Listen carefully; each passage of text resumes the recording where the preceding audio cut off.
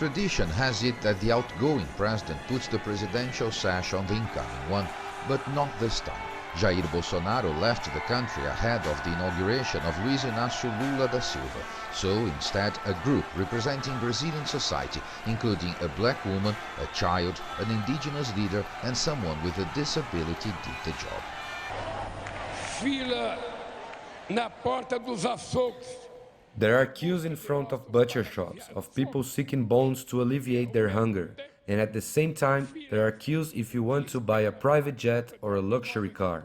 Such social abyss is an obstacle to building a truly fair and democratic society. The left-wing activists and groups that supported his election have high expectations for this new term. I think priority number one, of course, is the situation of poverty. Brazil now came back to the map of hunger. There's millions of impoverished people now in the country, and this is, of course, the first task.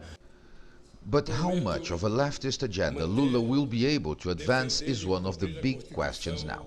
To get elected, he had to rely on a wide alliance that included many conservative forces and figures, like his vice president Geraldo Alckmin, a former political rival.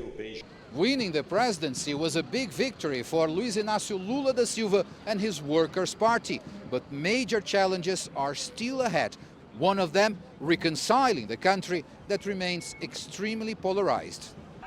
Lula's victory was narrow and hard-fought. Leaving roughly half the country unhappy, many of these voters are taking their loss in stride. I hope good things will come from this government. We are all in the same boat. Lula da Silva was not my choice in these elections, but I defend democracy, and now we have to accept the results.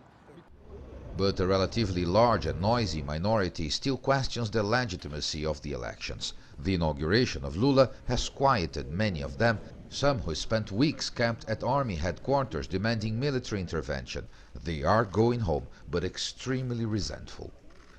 For thousands of Lula supporters who traveled to the capital from all over the country to see their new president inaugurated, Sunday was a day for joy and optimism.